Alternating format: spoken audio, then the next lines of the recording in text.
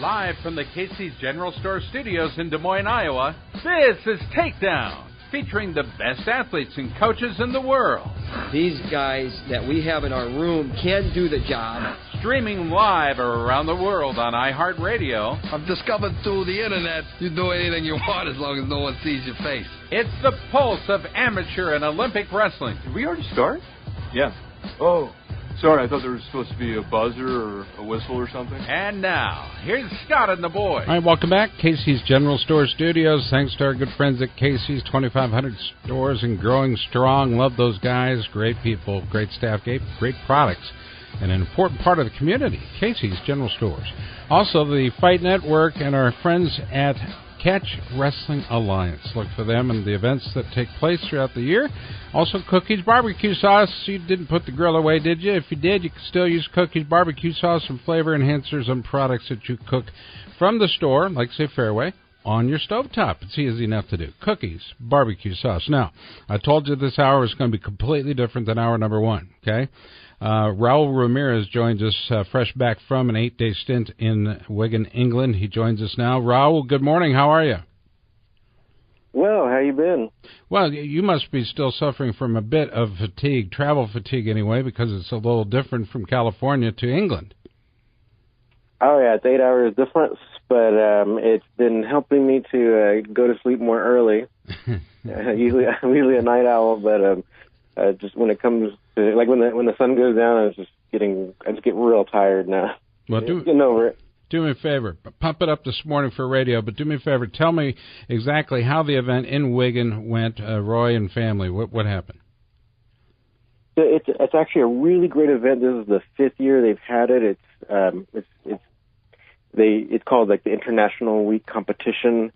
So what that means is, Roy, since he's like the successor of the legendary coach Billy Riley, he doesn't want catch wrestling to die out. So he invites, like, coaches and catch wrestling enthusiasts from around the world to come train, and then at the end of the week there's a big competition amongst all the wrestlers, and including a lot of the British people who have been practicing catch wrestling seriously throughout the years.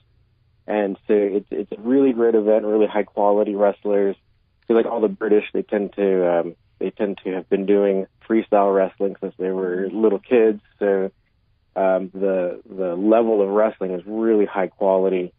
And so this year we had about 8 matches, including myself. I wrestled. But yeah, it was catch as catch can rules. So for people out there who might not know, this is no points, and you can win by pin or submission. Pin or submission? What about joint locks, things like that? Yes. Okay. So, yeah, that'd be included in all the submissions. Okay, just wanted to clarify that. Okay, so what Catch Wrestling Alliance is not, it's not a group of thugs. It endorses a healthy style of wrestling that's important to us. We're aligned with you guys for a lot of good reasons, Mike Chapman being one of them. Another one is Curran Jacobs. He has accepted, I think, an open offer from Josh Barnett to compete against all comers, or am I understanding it wrong? Let's go to Curran Jacobs to answer that question. Curran, was the challenge from you or was it from Josh initially, and where do we stand on the challenge between the two of you? Well, I had challenged Josh Barnett in a catch match, but it's important to note that this wasn't a random challenge. Josh is trying to pass this off as if I'm some guy who was trying to make a name for myself, so I'm calling him out, and that's just not true. This started when he commented on one of my catch wrestling coaches' statuses, Facebook status, John Strickland. John Strickland said that he was looking to train the next greatest heavyweight catch wrestler in the world, and Josh Barnett commented on there that he was the greatest. And I challenged that. I told him that, so Josh, you think you'd beat Tony Nelson in a catch wrestling match? And you know who Tony Nelson is, former outstanding wrestler for University of Minnesota. Big Tony Nelson, Big T, I call him. Big T, yes. and I guess Tony's training over there with Josh. I guess he has aspirations for MMA. So their chance of ever actually wrestling in a catch match is slim to none. But I told Josh that, and if he were to wrestle Tony in a catch match, that Tony would destroy him. And Josh did not like that. And he immediately went off saying that he was the greatest, bar none. And, I challenged him again. I said, you've never wrestled in an official catch match in your life. I'm not sure what that is. Is somebody covering their mouthpiece on their phone or something here, perhaps? Getting too close to the speakers near their computer or what have you. Either way, Raul Ramirez and Curran Jacobs are joining the program right now. We're talking about the open challenge to Josh Barnett. Barnett has responded, though, accepting your challenge, but he wants to pick the place. He wants to do it at Raul Ramirez's own gym in California on either January 6, 7, or 8. Why not there, Curran, and what would the rules be? Well, here's why. Here's why. It got heated. He called out an 18-year-old kid, Chris Morales, who won the Frank Gotch World Tournament. You were there. You called you were announcing the match. Right. And when he called him out, I did not like that. I said, look, Chris is a good wrestler, but he's young. He's got a lot to learn. So I will take you on. And he said, good, done, accepted. So then I posted that in a Catch Wrestling Facebook group that we were wrestling. Nothing disrespectful. I said, I'm looking forward to the opportunity. And a man by the name of Matthew Granahan commented, wished me good luck, and said that he knew of a few wrestlers that he knew of that could pin Josh Barnett. And Josh went off on him, telling him that he didn't have anybody who could beat him, that he was the greatest. Josh even challenged Matt to a wrestling match. Now, Matthew is a middle-aged wine and beer salesman who hasn't competed in anything in the last 10 years other than probably darts and ping pong. So he went off on this middle-aged guy, and then I went on Matthew Granahan's show. He has this show, King's Court, on Arena Sports Network and Fight TV. And I went on and we talked about it, and I explained the entire story. And shortly after that, Josh Barnett messaged me, and that's when he brought up Raul's gym. Now, I'll tell you why I'm not going to do this in Raul's gym. He has the mentality of, we're going to take this outside. And that's just not going to happen. He's threatened me. He says he wants to handicap me. He threatened to show up in Michigan. I actually had to call Raul and say, look, Josh said that he might stop by. So just, I had to warn him for that because he was getting awfully aggressive. And I told him, look, this isn't middle school. We're not going to meet outside by the flagpole. This needs to be a sanctioned event. And there's no better place to do it than Humboldt, Iowa. That was an amazing event. You were there. You announced it. We had a great crowd. There needs to be a professional referee. And Josh is a professional. He should know better. So, again, we're talking with Curran Jacobs, wrestled for Michigan State. Raul Ramirez, also on the line, founder of Catch Wrestling Alliance, providing us with the update from Wigan, England. Next up, I believe, is Singapore. I'm hoping, against all hopes, that I get to go on that trip.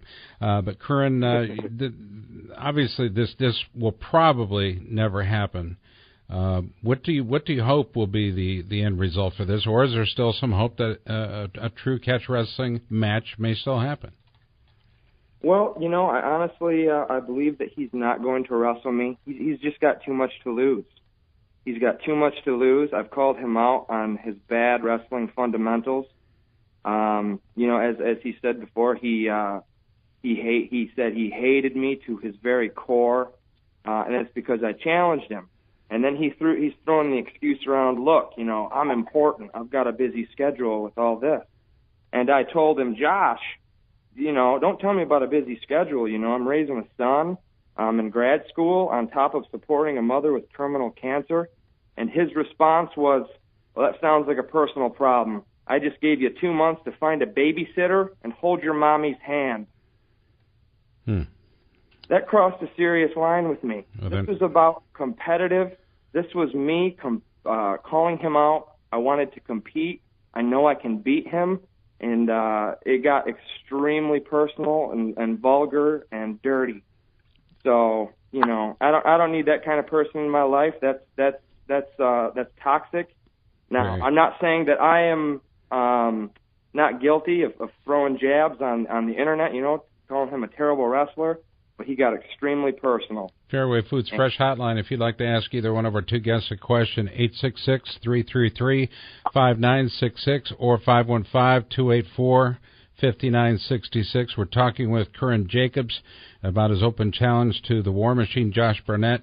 And it's my understanding that Josh is still under contract with the UFC. And if he is still under contract with the UFC, isn't there an article within that contract that prohibits him from competing in any type of combat sport unless they clear it first? Wouldn't they need to clear something like this first, Curran? You know, I'm not really sure about that, but what I am sure about is he wrestled he competed in Metamoris. He's a heavyweight champion in Metamoris. So I don't see why this would be a problem at all. You know, Josh is not intimidated or scared of me by any means. He gets in the cage with beasts, but I think that he does know that if he steps on the mat with me, that there's a risk there. There's a huge risk. Look, he wrestled in high school, had a decent career in high school. I wrestled in college, and for all of those of you who have wrestled in college or trained with wrestlers in college, you know it's a whole different level. I got some of the best catch wrestlers in the world helping me with the game plan. There's already a strategy put in place, and I'm more than ready to compete with him, but it needs to be a sanctioned event. And I don't care if it's in Iowa or wherever, but it needs to be sanctioned and it needs to be professional. Because I do believe that if he had the opportunity to hurt me, he would. He already said it. Let's go to Stonebreaker. Stephen? Well, Curran, you know, you're an actor. You're a man of theater. You know how important it is to, you know, promote and to hype and to build upon something like this. But on the exact same hand, as you were saying before, you know, Josh made some comments that were just above the line. So, you know, looking at it from a promotional standpoint, you know, if you wanted to get people there and get people to see this and view it, where do you think that line is? Where is the line between a healthy competition, not only physically but also verbally, but yet not wanting to cross over that line at the same time? Look, I had guys sending me hilarious memes of Josh with his head on a chicken, his head on Forrest Gump, saying, "Run, Josh, run," because he accepted the challenge, and now he's taking it back. Now, I did repost those memes. I was throwing shade in Josh Barnett's direction on Twitter. We got into a heated argument on Twitter. Hey, that's all. That's fine. That is, you know, that does hype up the match. But when you go personal, you know, if Josh Barnett would have told me in the Facebook Messenger when we were speaking, "Look, Curran, I don't need this right now, man. Like, I'm dealing with a relative with cancer." I couldn't have imagined saying, "Oh, that's a personal problem. Hey, go ahead, hold her hand, and then when you're done, we'll wrestle." That was unacceptable. Let's go ahead and put line one on hold and then bring it off a hold. Would you please, Brad? Yeah, that was unacceptable, but I think, you know, that line has been crossed. Okay. I'd like to bring Raul Ramirez back into the conversation, the founder at Catch Wrestling. Raul, you're going to have heated comments between competitors. You know, we go back to the turn of the century when catch wrestling was a way of life for all competitors, and they weren't always best friends. How do you see this match, and do you think that this match will take place? It's hard to say, like, what you know will ultimately occur. I mean, there's I guess a lot of drama that's being built up, you know, between all of us. So the main thing is that we're going to continue to try to promote pure catch wrestling. I think that's kind of at the root of what's going on here. we have a lot of historical evidence showing like what pure catch wrestling was, and we're trying to revive that.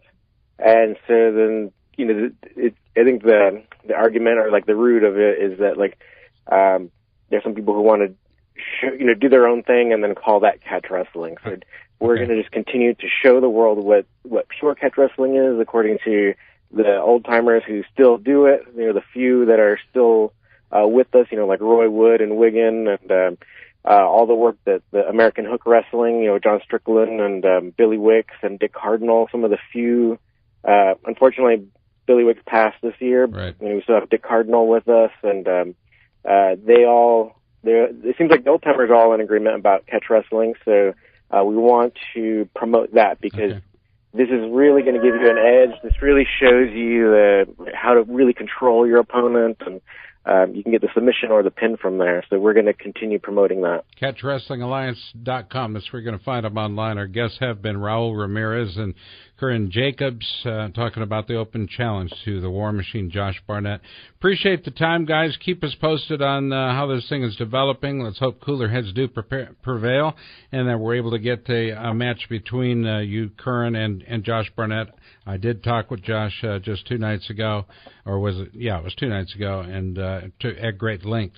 And he did not want to come on the show at the same time you guys are on. Perhaps he'll come on another Saturday to explain his position to our listeners. But be that as it may, we appreciate the time, fellas, so much. And thank you very much, Raul, for leading the way. Check them out online, folks. CatchWrestlingAlliance.com. Appreciate it, guys. Thank you. Thank you. There we go. It's Takedown Wrestling, as we come to you live each and every Saturday around the world on iHeart Media, iHeart app. It's free for your iPhone or your Android. Look for it in the store. Coming up a little